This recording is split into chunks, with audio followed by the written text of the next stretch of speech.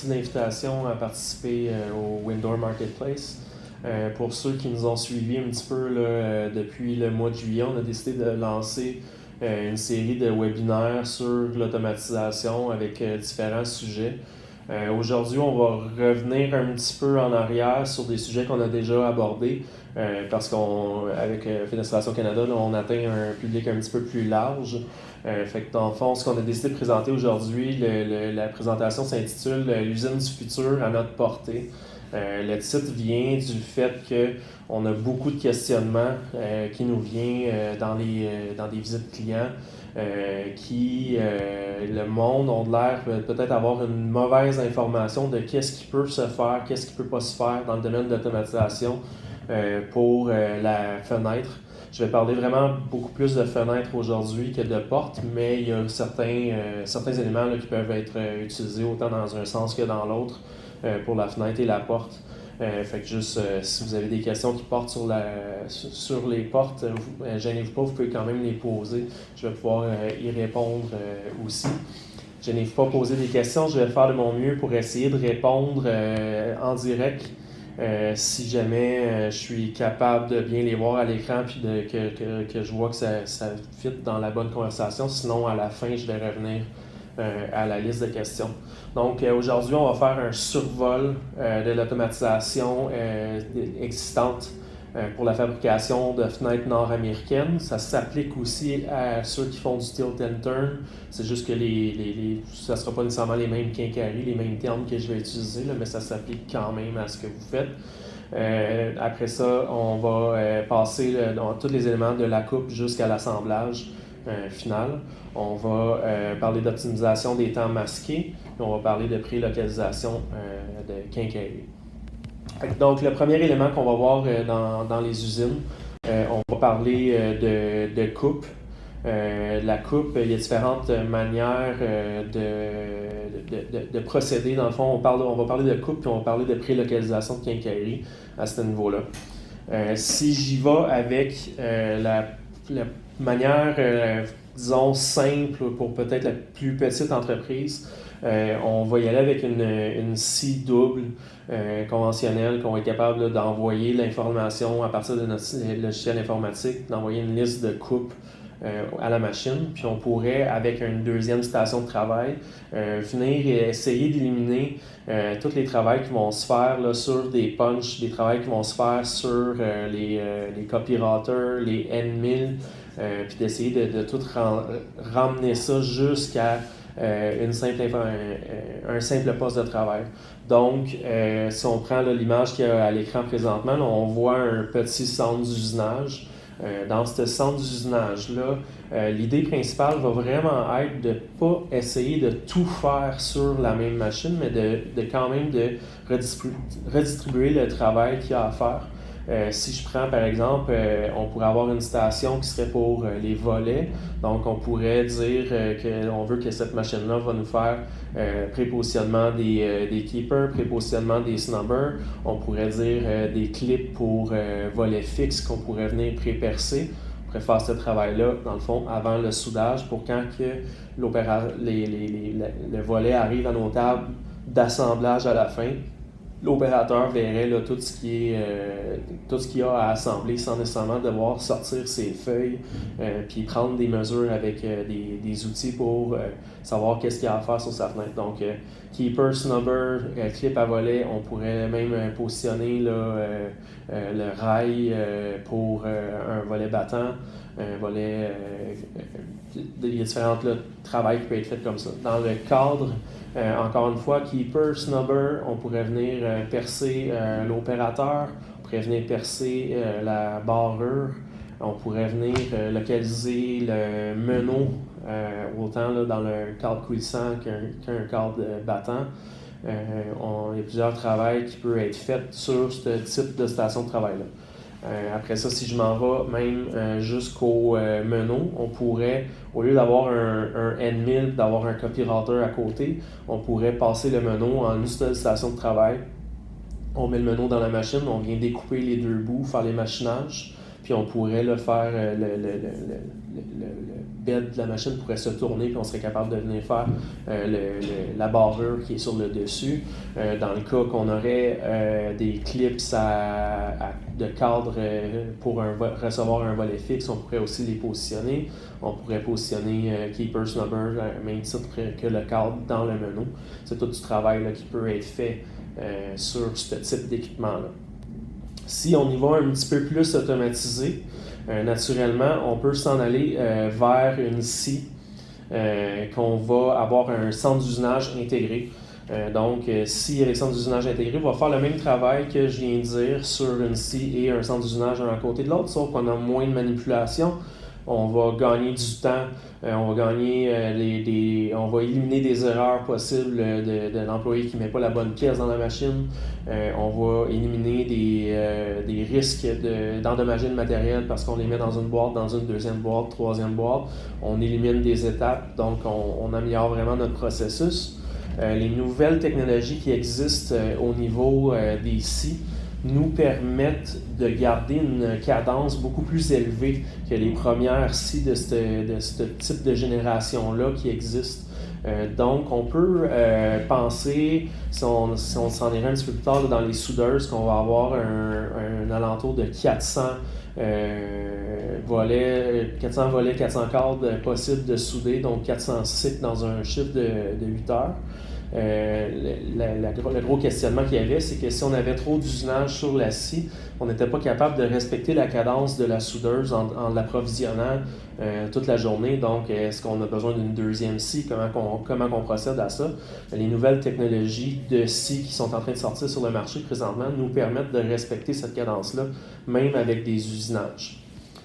Petite allusion à ce que je vais parler un petit peu plus tard quand on tombe dans les lignes de soudage, c'est qu'il y a beaucoup de travail maintenant qui peut également être fait sur les lignes de soudage, qu'on peut enlever de la scie.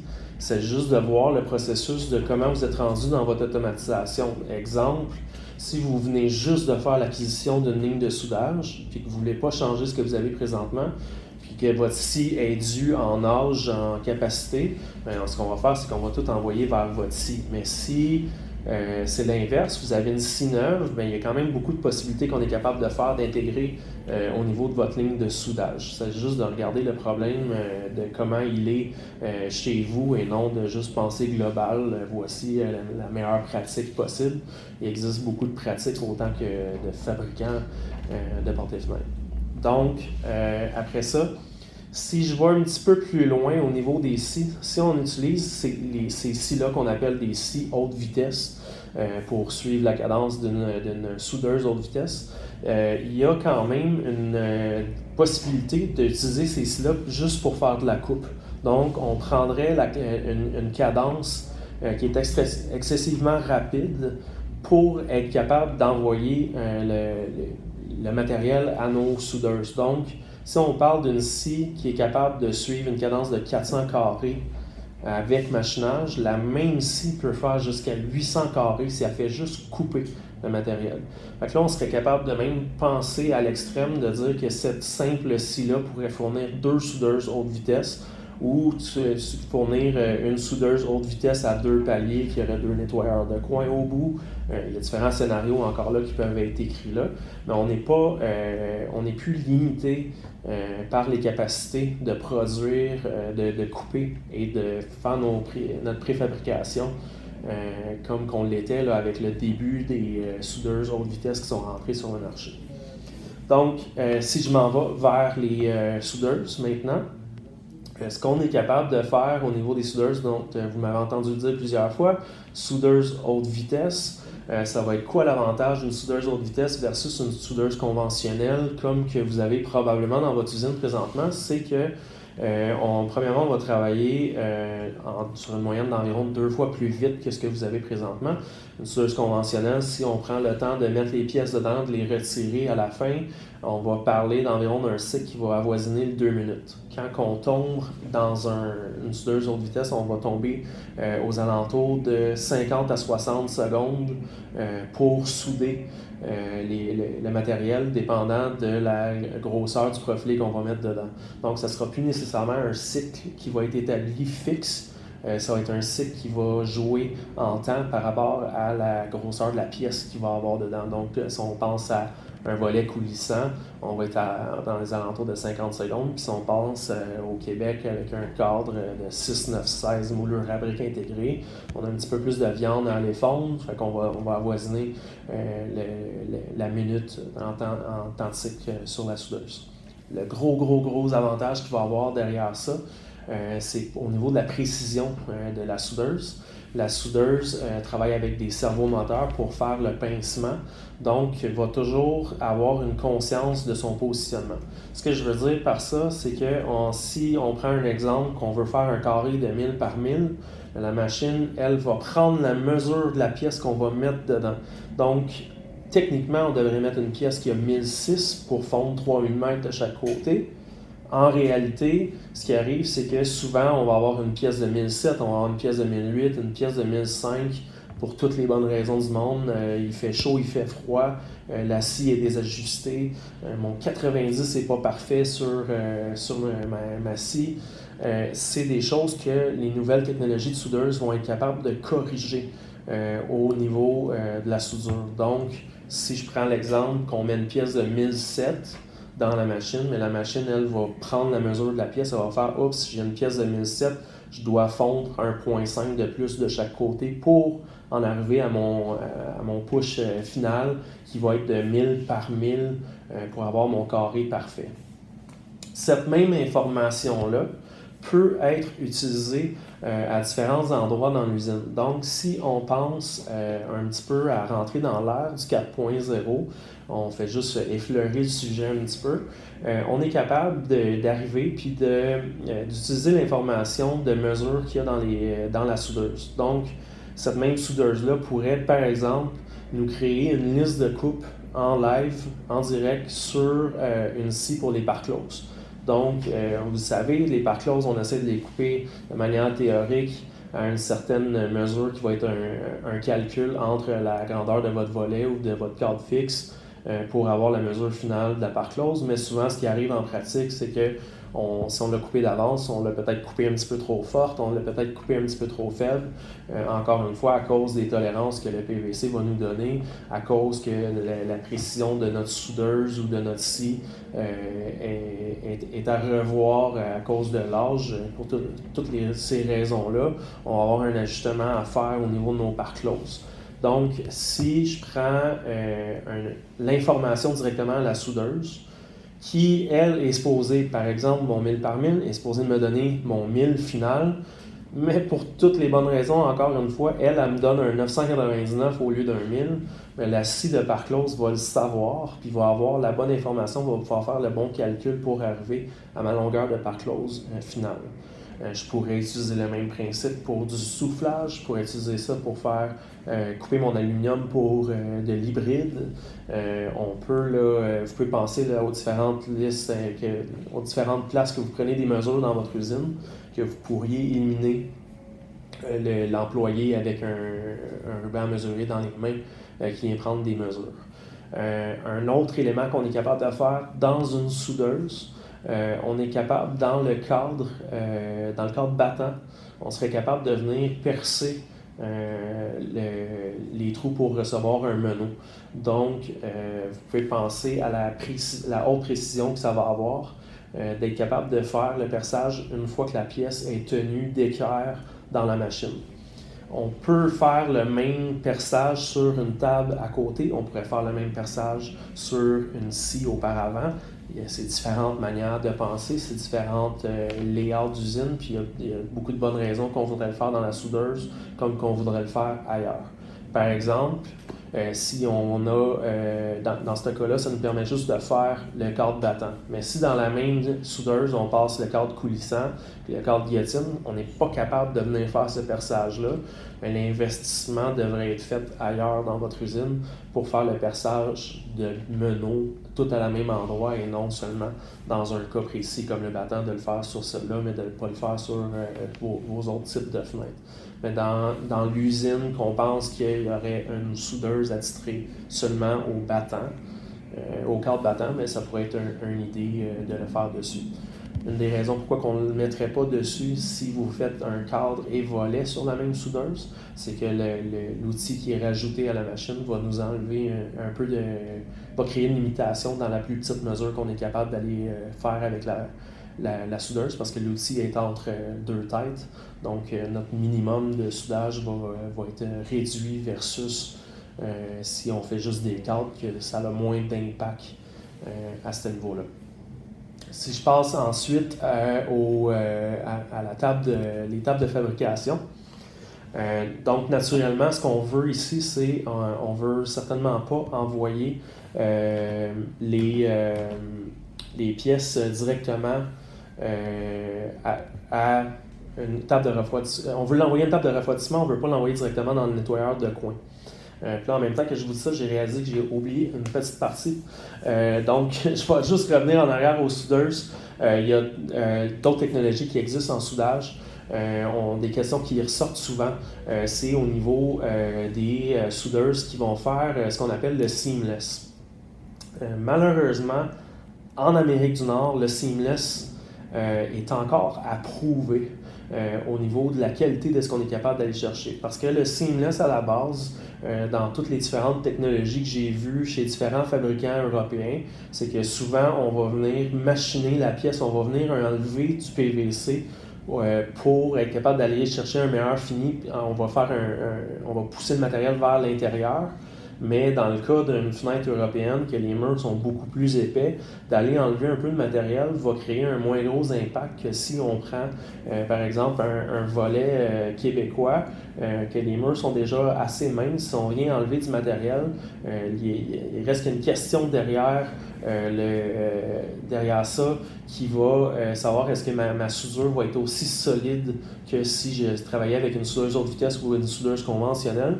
La réponse qu'on a pour l'instant, c'est que c'est pas tout à fait, mais c'est pas mauvais non plus ce qui se passe. Je pense qu'il y a certains éléments qu'on pourrait les utiliser. Par exemple, si je pense à la compagnie Graph, qu'eux vont faire l'assemblage d'une fenêtre hybride dans le cycle de soudage. Donc, on va avoir vraiment un cycle qui est plus long, mais on va travailler avec une seule station de travail au lieu de travailler avec plusieurs stations de travail. Les désavantages qu'on va voir à ce niveau-là, ça va être au niveau de la coupe. On va devoir couper sur la même scie. Dans le fond, ce qu'on va faire, c'est qu'on va assembler la pièce d'aluminium et la pièce de PVC ensemble et la couper sur la même scie. Où ce que moi je vois un petit bémol, c'est au niveau de la contamination des lames contaminées de PVC pour être soudées par après. C'est une question à essayer de répondre. Ensuite, d'aller prendre une pièce d'aluminium avec ces mesures qui ne sont pas toujours exactes, avec une pièce de PVC de 16 pieds de long, que les mesures ne sont pas toujours exactes, les deux pièces ont leur propre tolérance, d'aller les assembler une sur l'autre va pas toujours être évident, mais ça se fait quand même. Le gros avantage qu'il va y avoir derrière ce type d'équipement-là va vraiment être au niveau de l'ergonomie d'usine, de venir faire un assemblage, une station, d'avoir un volet hybride ou un cadre hybride complètement assemblé à la sortie de la machine. On élimine beaucoup de tables de travail derrière, puis naturellement, en éliminant des tables de travail, on élimine de la main-d'œuvre. Pas qu'on veut éliminer la main-d'œuvre, mais c'est que présentement, la main-d'œuvre est très difficile à trouver, encore plus la qualifier. Donc, ça pourrait être une bonne avenue à ce niveau-là.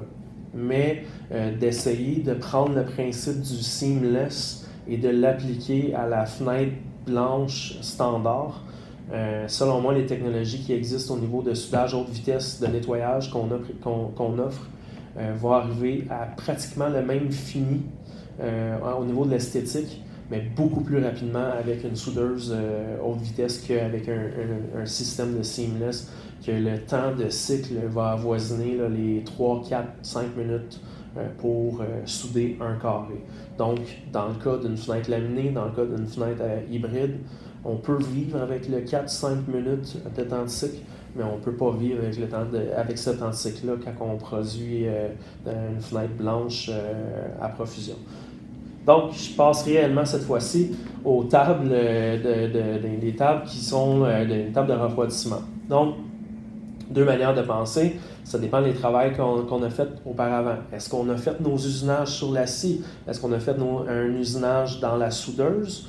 Est-ce qu'on ne veut tout simplement pas faire de pré-usinage, on laisse ça aux tables d'opération? Dans ce cas-là, on pourrait simplement avoir une zone tampon que la pièce vient refroidir entre la soudeuse et le nettoyeur de coin. On pourrait aussi intégrer en temps masqué des opérations sur ces tables-là.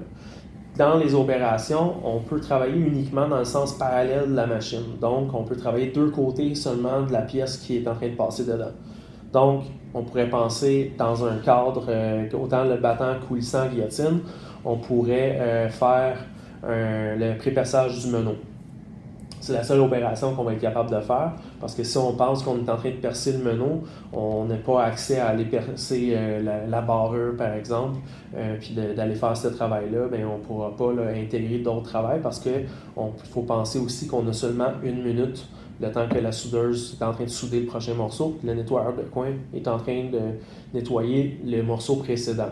Donc, on ne veut pas engorger la machine non plus avec beaucoup d'opérations pour que ça devienne le point qui nous donne notre référence en temps de cycle. Quand on tombe dans les volets, dans les volets, on a un petit volet battant, on a quand même plus d'options qu'on est capable de faire à ce niveau-là. On va être capable de faire les keepers, les snubbers. Les keepers, les snubbers vont quand même prendre beaucoup de temps à vos employés, à aller les positionner si on laisse ça vers l'étape d'assemblage. Donc, d'aller les faire sur la machine, on parle d'un principe qui va être quand même très rapide pour la machine parce qu'on vient juste faire un positionnement, on ne vient pas percer, faire des machinages qui sont complexes, on vient juste vraiment donner des positionnements. Mais ce qui va arriver, c'est que rendu à votre table d'assemblage, l'employé va être capable de différencier facilement la fenêtre si c'est une gauche ou une droite, parce que les trous de keeper, snubber vont déjà être faits, puis il n'y aura pas besoin de sortir le galon à mesurer non plus pour venir positionner chacune des pièces. Pas besoin de sortir ses feuilles pour savoir cette fenêtre-là à telle mesure. Donc, ça doit être un 2 keeper, 3 keeper, 4 keeper, par exemple. Vous pouvez penser à toutes les opérations qu'on peut éliminer à ce niveau-là. Donc, gros avantage, ergonomie d'usine, on élimine du travail sur les tables. On peut peut-être éliminer une table ou deux de travail à la suite. On élimine une station de travail, donc on élimine probablement un employé, 2 employés, dépendant du nombre que vous en faites. On vient travailler aussi en temps masqué, pendant que la pièce est tout simplement en train de reposer. Donc, on vient vraiment d'aller chercher un gain à ce niveau-là dans notre usine. Après ça, naturellement, on va tomber dans les nettoyeurs de coin. Je vais juste, excusez-moi, je vais juste aller dans mes bonnes slides. OK. OK, donc nettoyeur de coin. Avant d'aller dans la pleine automatisation, j'ai souvent des questions qui me viennent par rapport au nettoyeur de coin. Est-ce que je devrais choisir un nettoyeur à une tête ou à 2 têtes? Il y a une mauvaise conception dans le domaine, des fois, que le monde va penser que 2 coins va travailler 2 fois plus vite qu'un coin. Ça, c'est probablement la pire idée que vous pouvez vous faire par rapport à ça. L'explication facile, un nettoyeur de coin une tête, la meilleure performance à ce niveau-là, va travailler sur 2 ponts qui sont indépendants. Donc, on peut travailler le haut et le bas de la pièce en même temps, mis à part certaines opérations où on aurait un risque de collision. Tandis que quand on travaille avec un nettoyeur 2 coins, c'est un principe de 2 axes seulement. Donc, on vient nettoyer le haut et le bas, un après l'autre, au lieu de simultanément. Donc, ce qu'on va réellement chercher au niveau d'un nettoyeur de coin 2 têtes, c'est qu'on va éviter à un employé qui va travailler, va rentrer les pièces manuellement dans la machine, on va y éviter une rotation. Au lieu de faire 4 rotations, on va en faire, dans le fond, juste une et sortir la pièce. Le gros avantage que vous allez avoir avec un nettoyeur de tête 2 coins versus un coin, c'est qu'on est capable d'y intégrer des machinages dedans. Donc, si on pense à un volet coulissant, guillotine coulissant, on va penser au tilt latch qu'on est capable de venir faire. Tilt latch, le pivot, night latch pour ceux qui utilisent ce type de quincaillerie-là. ce qu'on ne serait pas capable de faire dans un nettoyeur de tête à un coin seulement. Si on pense aux fabricants de portes patio, des fois vous allez avoir un offset que vos deux montants puis la tête et le seuil n'auront pas la même dimension. Ça prend une tête de nettoyeur de coin qui est un peu spécial, donc ça va être plus facile à le faire dans un nettoyeur de tête deux coins que dans un nettoyeur de tête un coin. Fait que c'est la seule raison pourquoi qu'on devrait aller vers un nettoyeur de tête deux coins, c'est si on y intègre certains machinages. Avec les nouvelles technologies que les compagnies sont en train de travailler dessus, on va être également capable, je dis bientôt, si ce n'est pas maintenant, d'intégrer des machinages à faire sur, par exemple, sur les volets battants, qu'on serait capable de faire le positionnement de l'écart de coin, les opérateurs, les rails, etc., qu'on est capable de faire dans un nettoyeur de coin de type pass-through, mais qu'on n'était pas capable encore d'intégrer dans un nettoyeur de tête deux coins. Mais là, les compagnies commencent à travailler sur cette option-là, fait que ça va peut-être redonner un peu de vie au nettoyeur de tête deux coins qui a connu une très bonne époque, là, environ 10 ans, avec la mentalité dont on en fait plus. Mais les gens ont vite réalisé qu'un nettoyeur de coin, une tête, pouvait pratiquement fournir autant qu'un nettoyeur de tête deux coins. Donc, on est à peu près dans les eaux de 1 pour 1 ou pour l'autre de 200 cycles, de 200 carrés nettoyés dans une journée, de 200 à 250. Pourquoi une aussi grande marge? Ben, c'est parce que ça dépend si vous nettoyez un volet ou si vous nettoyez un cadre de 6-9-16 qui n'a naturellement pas le même nettoyage à faire qu'un simple volet coulissant. Donc, on va avoisiner ce nombre de cycles-là. Un nettoyeur de coin à une tête ou à deux têtes peut amplement fournir à une soudeuse de type conventionnel, mais ne va pas fournir assez pour une soudeuse haute vitesse. Donc, on s'en va vers où? On s'en va vers le nettoyeur de coin de type pass-through, qui lui va être conçu pour venir suivre la cadence d'une soudeuse haute vitesse et de la scie haute vitesse qu'on a parlé un petit peu plus tôt.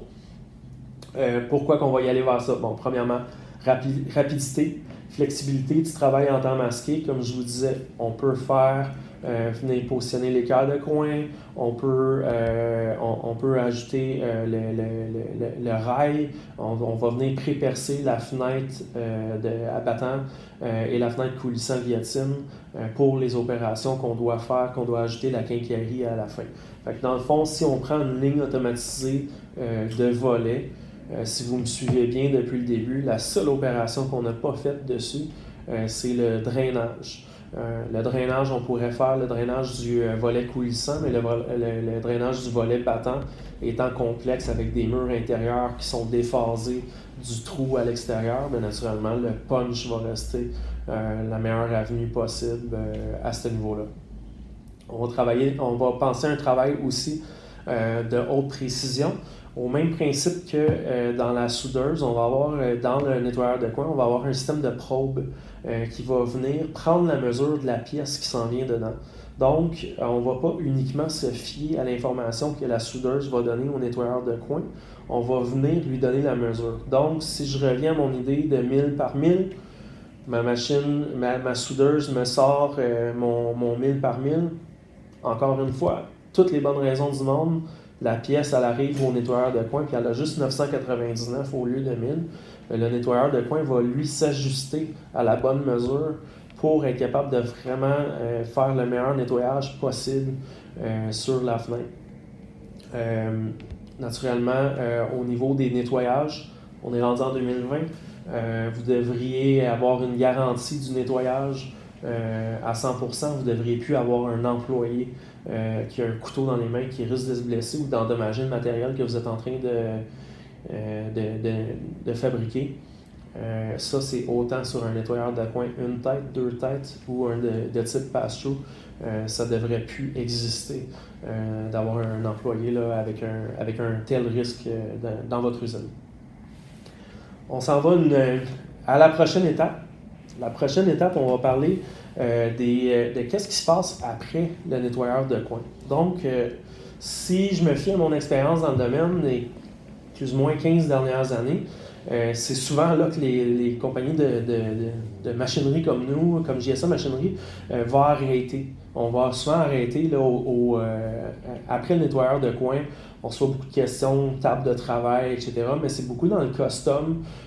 Puis finalement, la plupart des fabricants finissent par soit fabriquer leur table eux-mêmes ou trouver un ferrailleur dans leur ville qui est capable de leur assembler une table dans les bonnes dimensions qu'ils ont besoin à ce niveau-là.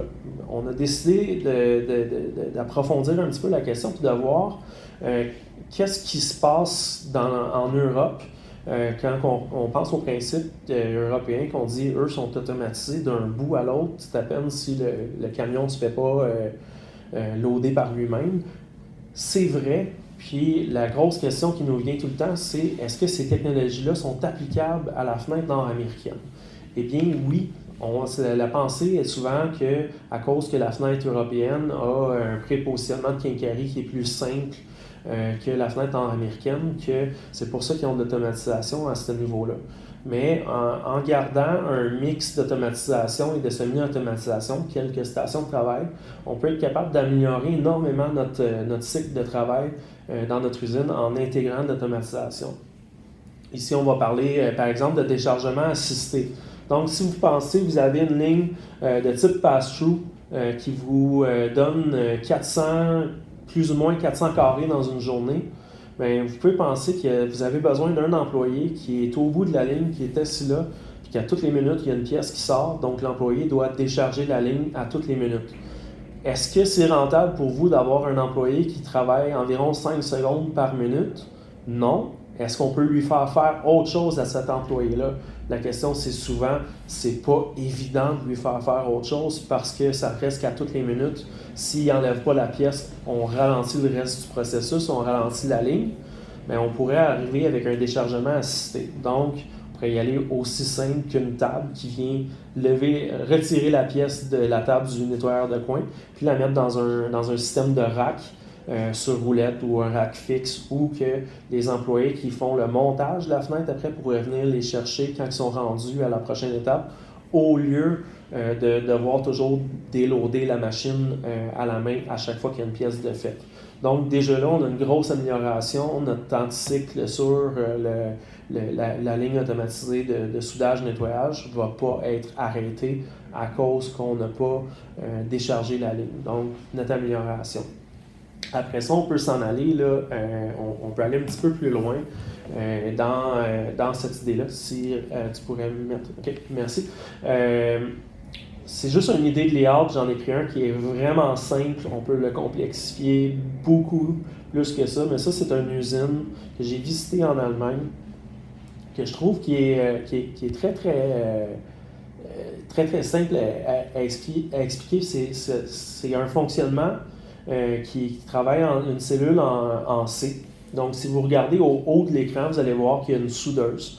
C'est une soudeuse haute vitesse qui envoie vers un nettoyeur de tête un coin avec une table de rotation.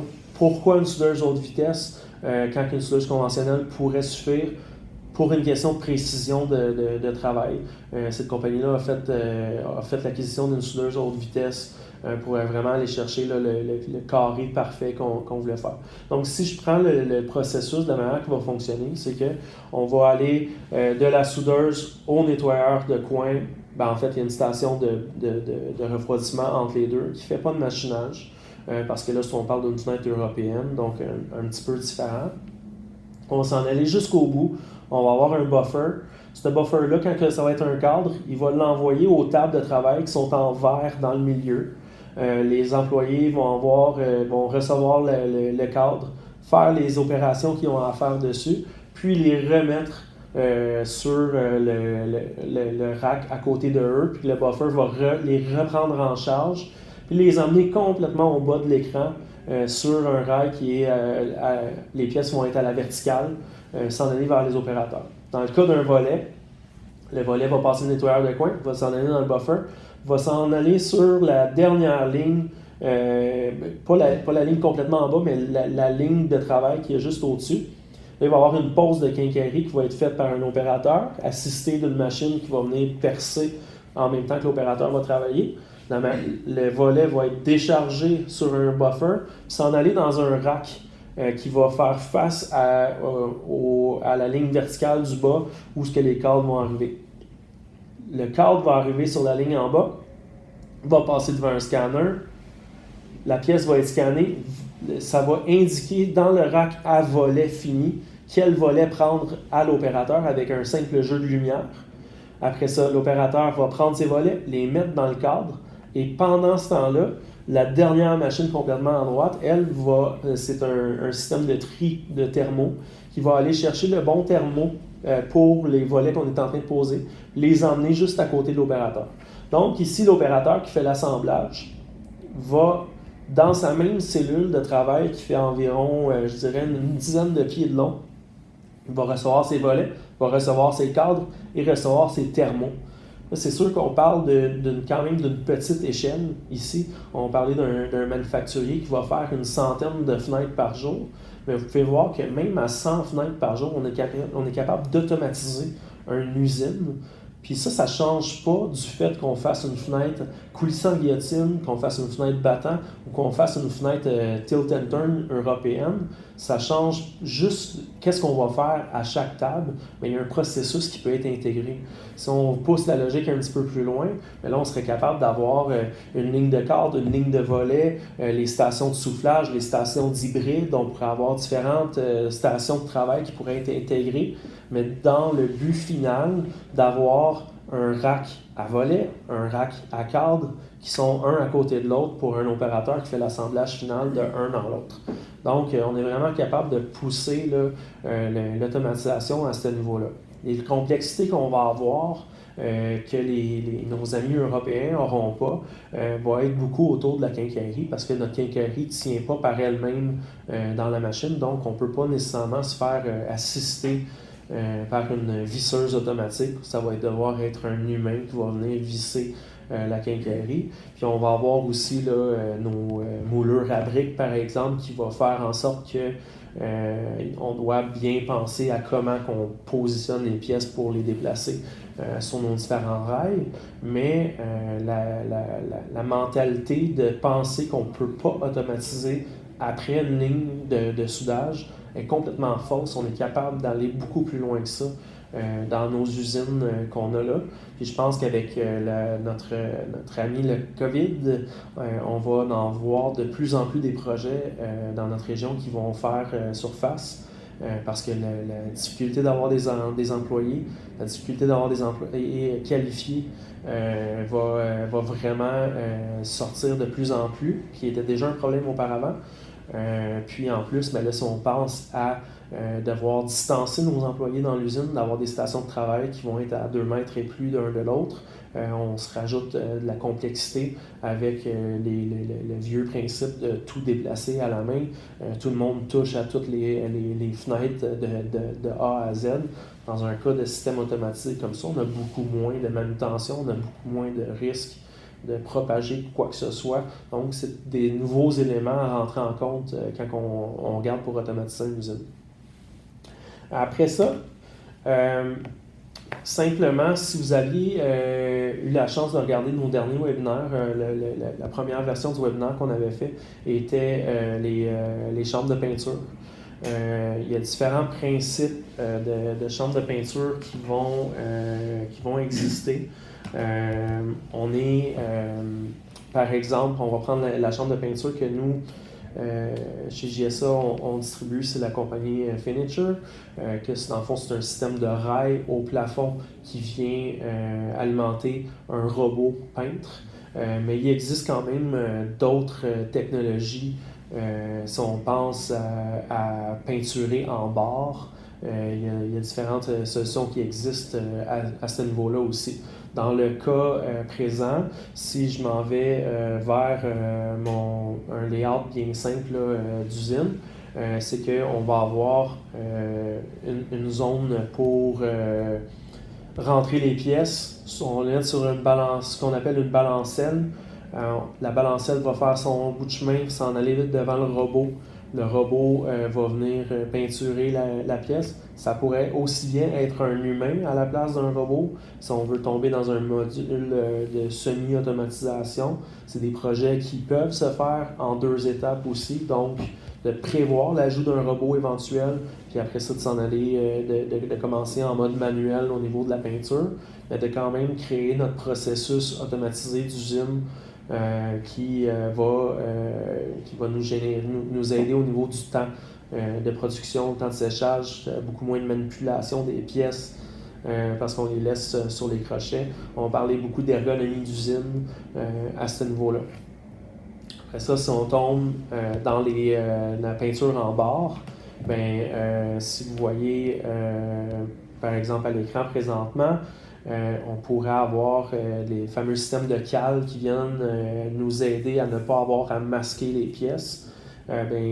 Souvent, ce qu'on voit chez les fabricants de ces machines-là, c'est qu'on va avoir des principes qui sont assez limités au niveau de l'automatisation. Mais il y a certaines compagnies qui vont se spécialiser, qui vont avoir des tables, là, si vous regardez en haut à droite de votre écran, là, c'est une table de déchargement de ces barres peinturées-là. Donc, il y a des temps de séchage qui vont être pensés. On rentre dans l'automatisation de ce principe-là. C'est des technologies qui existent présentement. Donc, ne pas penser que la simple petite machine qui va peinturer une barre va nous limiter en termes d'automatisation. Il y a différents principes qui vont exister à ces niveaux-là. Je vous invite à aller revoir peut-être mon webinaire sur les chambres de peinture automatisées où je rentre un petit peu plus dans le détail de nos chambres à peinture pour peinturer des boîtes.